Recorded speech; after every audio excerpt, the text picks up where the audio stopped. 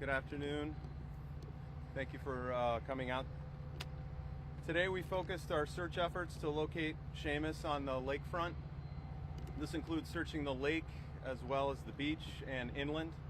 We're pausing search efforts today. We will resume tomorrow. The investigation continues with the assistance of NCIS. We will continue to review video shared with us. Thank you to those who've taken the time to submit tips and videos.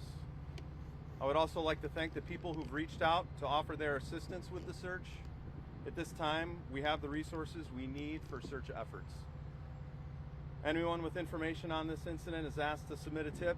If you have more tips on the Waukegan PD tip app, that's available on Android and on iPhone. Or you can contact the Waukegan PD tip line at 847-360-9001. Additionally, you can text an anonymous tip by texting 847-411 and enter the keyword WPD tip and then add your message after that. I can take any questions. Well, actually, first of all, let us have you say your name on camera. Deputy Chief Brian Mullen. Okay, very good. And Deputy Chief, talk to us about why was the search wrapped up so early? Search is wrapped up early because after making numerous passes on land and air, it was determined that our resources have kind of been exhausted a little bit today. I also want to emphasize that the search didn't just start today. We were out here all day yesterday, and with advances in the technology that we have now and all the drones that we had up in the air, and the lack of foliage on any of the trees this time of year, we had a really nice ability to cover the ground a lot yesterday, and then recover some of those areas again today. And remind us again why the focus on the lakefront area. Focus on the lakefront. The video that was released last night showed Seamus leaving the bar. After he left the bar, he proceeded to the intersection a little bit east of the bar at Washington Street and Sheridan. Overnight, we received some more video down here at the lakefront from some of the businesses at the marinas that were showing Seamus right on the water's edge. And so we focused our efforts searching the water again today. We did search the water some yesterday, but we refocused it. We used Lake County Sheriff's Department side scan sonar and our Waukegan Fire Department side scan sonar. I apologize, that's the Lake County MABUS called out and did the side scan sonar with our Waukegan Fire Department units. Has his cell phone pinged anywhere?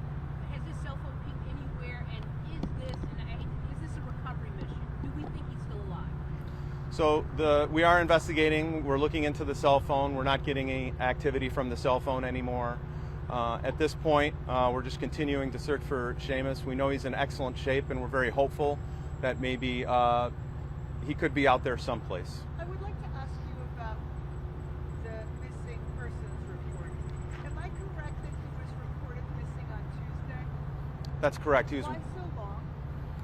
originally, as I understand, the Navy had reached out to the mother, but it was unknown where his whereabouts were. He didn't report back to the base, which is not in Waukegan. But it wasn't until some days later that they had some information that they uncovered that determined that he was in fact in Waukegan the early morning hours of the 18th. When was he supposed to report back to the base? It just seems very strange that Great Lakes would not reach out directly to you, or I just don't understand. I don't believe that at that time they had the information that he was in Waukegan. The early morning hours of the 18th are the same time that he was supposed to report back to the base. As I understand it, he was supposed to be back at 2 a.m. And so they had just not reported him missing because they didn't know where to make the report? Was that? I can't speak for them, but what I can tell you is that when we were notified on Tuesday that we had obviously found out about the time lapse that had taken place, so we jumped into action almost immediately, and on Tuesday started our investigation and then started our search of the different areas around where he was last seen. And as we've recovered more and more video, it changes kind of like the scope of the search. Originally it was up in the downtown area a little bit more. Now we've moved it down to the lakefront because we've had those people catch on video surveillance his progression moving from the downtown area towards the lakefront. Speaking of the video surveillance, maybe the video team show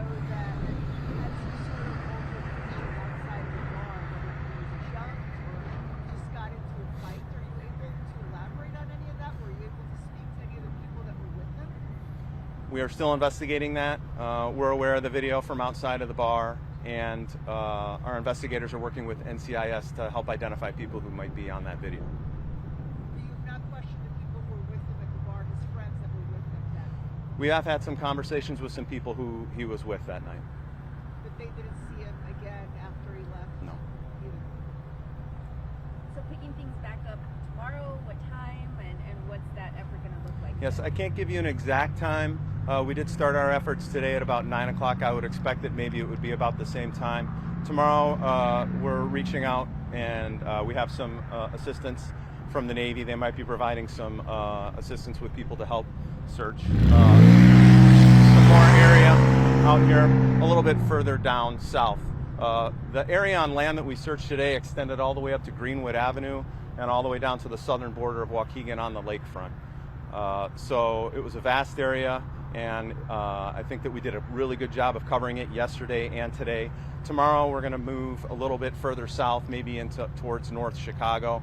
Obviously, the Navy base is in that direction, so we want to try and cover some ground in between here and the Navy base in case he tried to head that direction on foot. And you said you might have some help from the Navy and them. That's correct, yes. Any other questions? Thank you very much for your time.